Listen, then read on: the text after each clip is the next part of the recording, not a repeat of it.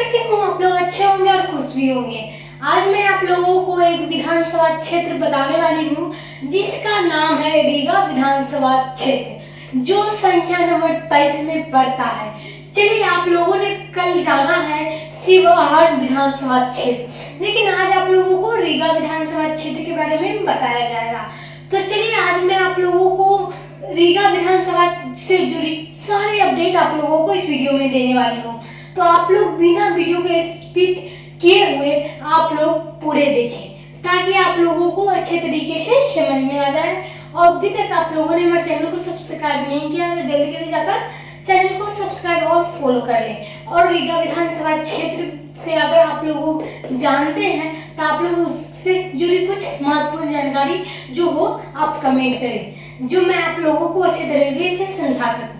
चलिए, आज मैं वीडियो में शुरुआत करती हूँ रीगा विधानसभा क्षेत्र, जो आपके वीडियो स्क्रीन पे दिखाई दे रहा होगा।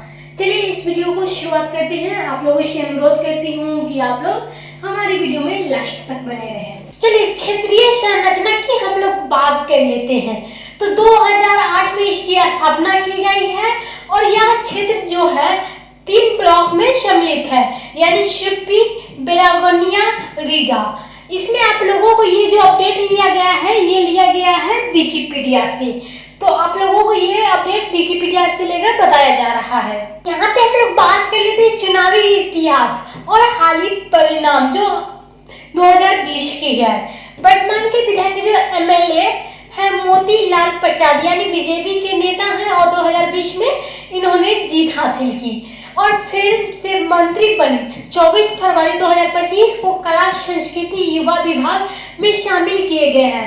बिहार कैबिनेट के में मंत्री बनाए गए हैं। तो आप लोगों को मैं बता दूं, ये जो रीगा विधानसभा क्षेत्र के विधायक रहते भी इन्होंने 20 फरवरी 2025 को कला संस्कृति युवा विभाग में शामिल हो गए, हालांकि कैबिनेट मंत्री बन गए। यहाँ पे पिछले चुनाव की हम लोग बात कर लेते हैं। तो 2020 में मोतीलाल प्रसाद बीजेपी के खड़े हुए थे और अमित कुमार आईएनसी से खड़े हुए थे, लेकिन इनको वोटों की अंतर कितनी थी? तो 32,495 वोट की अंतर था। यहाँ पे बीजेपी जो मोतीलाल प्रसाद है उनको कितने वोट मिले थे? 95,226 वोट। इनका प्रतिशत था 53.07%। और यहीं पे आईएनसी यानी अमित कुमार जो खड़े हुए थे उनको वोट कितना पड़ा था? तो 62,731। इनको वोटों की संख्या जो प्रतिशत निकाला दे तो 34.96%। यहाँ पे मतदान जो प्रतिशत कितना हुआ था लगभग, वो हुआ था 97.4%।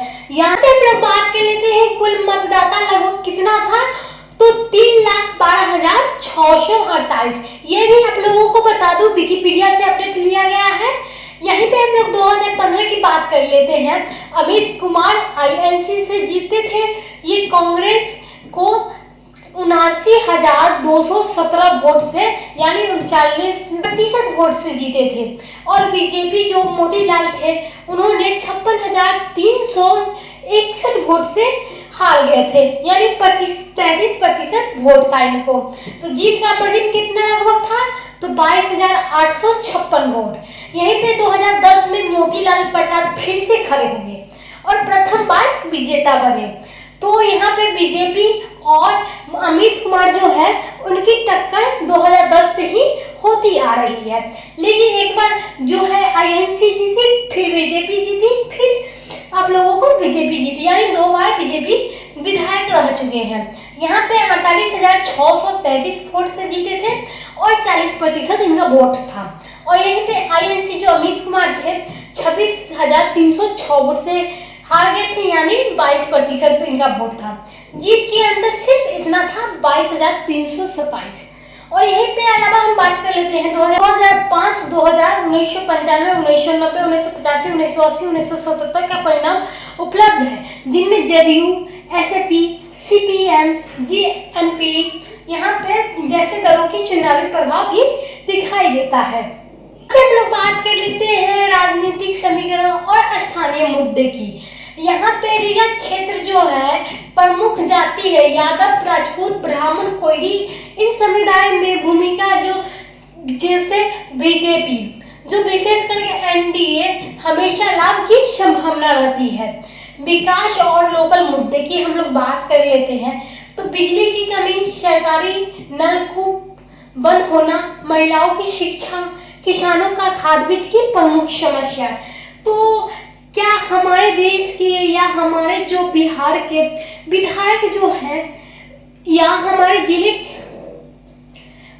जिले के जो विधायक हैं, इनको मैं हमेशा कहती हूँ जो सबसे जो खराब स्थिति एरिया होता है ना उस पर ज्यादा फोकस करें, क्योंकि आप लोग देख ही सकते हो कि हर एक विधानसभा क्षेत्र में ना कुछ की समस्या रहती है, लेकिन वहाँ पे विधायक नहीं रहते, ये नहीं है, विधायक रहते हैं लेकिन वहाँ पे ये सारी समस्या का समाधान नहीं होता है।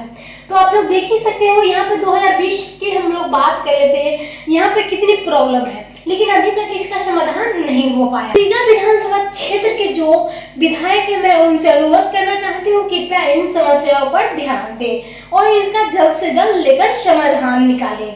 चलिए हम लोग बढ़ते हैं आगे। हाल ही में रीगा चीनी मिल में पुनः संचालन शुरुआत हुई, जिसमें भाजपा की रणनीति जीत तत्वों के रूप में देखा जा रहा है। यहाँ पे मैं बात कर लूँ, कुल 2 बार जो थे बीजेपी के नेता रहे हैं, लेकिन अभी तक यहाँ पे कोई समाधान नहीं निकल पाया है। अभी सारांश तालिका की हम लोग बात कर लेते हैं 2020, 2015, 2010, यानी मोतीलाल प्रसाद जो बीजेपी के नेता थे उन्होंने जीत हासिल की 95,226 वोट से और जीत का अंतर कितना था 32,495। और यहीं पे अमित कुमार जो 2015 में जीत हासिल किए INC, उन्होंने जीता कितने वोटों से तो 79,217 वोट से, यानी 49 जो था प्रतिशत, और इनका अंतर कितना था तो 22,856। यहीं पे 2010 में फिर मोतीलाल प्रसाद जीते थे, बीजेपी के नेता थे, और इन्होंने जीत हासिल किया था 48,633 वोट से, यानी 40% वोट से, और बस अंतर था 22,307। यहाँ पे आप लोगों को बता दो आगामी चुनाव जो रुझान है, पक्खड़ मुकाबला जो बीजेपी के मोतीलाल प्रसाद और कांग्रेस अमित कुमार के बीच दोबारा होने वाली की उम्मीद है। जैसा कि 2025 में राजनीति जो रिपोर्ट की गई है, क्षेत्रीय विकास कार्य गति आने में बीजेपी के पक्ष में जन समर्थन होने की संभावना है। आंतरिक जानकारी आप लोगों को बता दूं, जो मतदाता संख्या है 2011 के अनुसार कुल मतदाता कितना था 2,70,000, जिसमें पुरुषों की संख्या थी 1,43,000, जिसमें महिलाओं की संख्या थी 1,26,000 और SC जो 14% थे। यहाँ पे आंकड़ों के अपडेट हो सकता है 2020 के करीब वोटर की संख्या 3,12,000 थी। लोगों को बता दूं हो सकता है 2025 में बढ़ भी सकता है और घट भी सकता है। ऐसा नहीं कि 2011 के अनुसार मैं आप लोगों को बता दी हूँ कि यहाँ पे आंकड़ा इतना था, लेकिन अभी आप लोगों को बता दिया जाए कि अब 2025 चल रही है, 2011 मैं बहुत दिन पहले की बात कर रही हूँ, लेकिन मैं आप लोगों से अनुरोध करना चाहती हूँ और मैं आप लोगों को बता दूंगी कि 2025 की क्या अपडेट है, 2025 में रीगा विधानसभा क्षेत्र की कुल जनसंख्या कितनी है। तो चलिए आज का वीडियो बस इतना ही। आगे